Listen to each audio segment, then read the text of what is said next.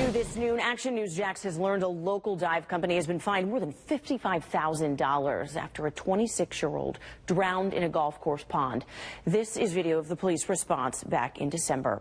You're watching Action News Jax at noon. I'm Emily Turner. That drowning happened at the Ponte Vedra Inn and Club. That's where Gretchen Kernbach is joining us live now. And Gretchen, you learned this man had only been working with the dive company for a few days when this happened. And just into the Action News Jax newsroom, President Joe Biden has now tested negative for COVID-19. He tweeted this picture of his negative test less than 2 hours ago. He also spoke from the White House in just the last 20 minutes about his recovery and his fight against COVID. COVID was killing thousands of Americans a day when I got here. That isn't the case anymore. You can live without fear by doing what I did. Get boosted, get tested, and get treatment. Biden originally tested positive for COVID last Thursday. New at noon, felony charges have been dropped against this man who was arrested for killing his neighbor's rooster. You'll remember him. That video went viral. Action News Jax told you last month when James Nix was charged with animal cruelty. He told us he was just defending his family. And I tried to hit it, but the chicken's jumping up at me, and I accidentally knocked it in the head. You know, call it a lucky shot, whatever. Nix does still, though, face one charge of animal neglect. And we now have a picture of the suspect who survived a chase and 2 shootouts with Jacksonville police on Friday. Take a look. On the left is the mugshot for Robert Motley. Police say he was in the passenger seat of the car that was involved in that chase. On the right are the pictures of the 2 guns that JSO says the suspects in the shootout used. Police say the suspects shot first. Officers then fired back, killing 2 of the 3 of them. Motley obviously was not one of the ones killed, and he was arrested. The other 2 suspects were identified as Deshaun Lockett and Tajarius Holton. Both of them died after being shot by police. Officers found the gun used on the West 45th Street and the weapon on Bush Drive and Zoo Parkway. Police say Lockett was found dead with a gun in his hand. Canine Huck was shot 3 times in that shootout, but is recovering at a veterinary hospital in Jacksonville Beach now. New at noon, a new fire station is now open in Jacksonville. Take a look. Here's the video of the ribbon cutting at Station 47 in E-Town. E-Town is just off 9B near the 295 intersection on the south side, one of the newer neighborhoods around town. Action News Jax Jessica Barreto shows us how it's making a difference for the neighbors who live next door. Covering St. Johns County now, this is just an awful story. The daycare worker accused of molesting a child inside a classroom will face a judge today. Anthony Guadalupe, who you see here, has a bond hearing at 1:30 this afternoon. Action News Jax reported on Monday that he is accused of inappropriately touching a girl and himself while at the Chappelle School. We'll update you tonight at 5 with what happens in court today. Police are investigating after they say a group broke into Fletcher High School's athletic field and badly damaged equipment.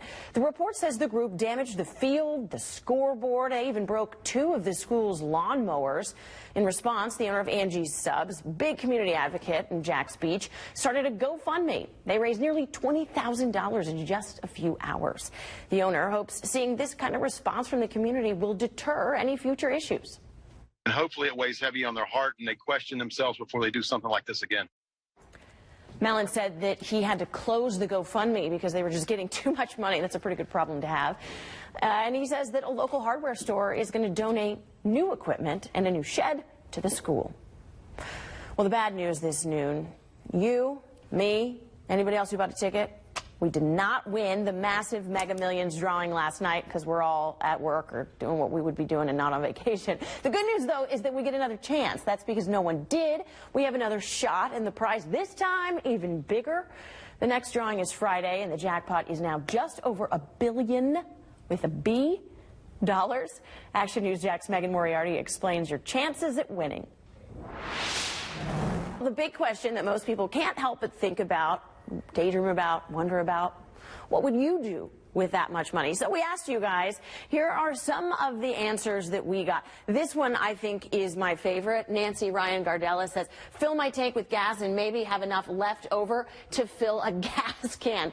I feel you. I had to fill up my gas tank this morning and it wasn't cheap. Leslie Baker says, pay my JEA $1 million bill. I know we had that story last night on our website about why they're so expensive, so tune in there. And then Mike Allen is just going to do whatever he wants. So, Mike, I feel ya. To tell us what you would spend your jackpot on, head to our Action News Jax Facebook page. CBS 47 and Fox 30 are your official lottery stations, by the way. You can count on us to bring you Friday's results live on air and online at 11 p.m. Well, interest rates may get another hike later today, so you really do need to win the lottery. It would be the 4th time since March they've hiked them, and CBS's Dan Lieberman reports the increases by the Fed are aimed at taming inflation. A woman is recovering from surgery this noon, and she credits this, her Apple Watch, for saving her life. CBS News' Ken McLeod has her story. New this noon, congratulations to the Black Founders Demo Day winner, Kyle Lampkin. He was awarded $1 million in investment opportunities. Good for you. Lampkin is the co-founder of Launder. It's an on-demand laundry service available in the App Store that I'll be calling shortly after this. All right, and take a look at this. Record rainfall caused deadly flash flooding in the St. Louis area. You can see roads became overwhelmed, cars abandoned. In some areas, first responders went door to door to help evacuate neighbors and get them out. I'm joined now by First Alert meteorologist Garrett Biedenbaugh. And Garrett, man, it has been certainly very rainy, and I know we've had it weekend after weekend, but there's some hope for our future. Yeah, there is. Today, Disney's new Magic Band Plus debuted at Disney World. It can do things like connect to your Disney PhotoPass memories and unlock your resort hotel room. And then take a look at this. An extremely rare dinosaur skeleton is up for public auction. He's 77 million years old, 10 feet tall and 22 feet long. It's expected to go for between $5 and $8 million.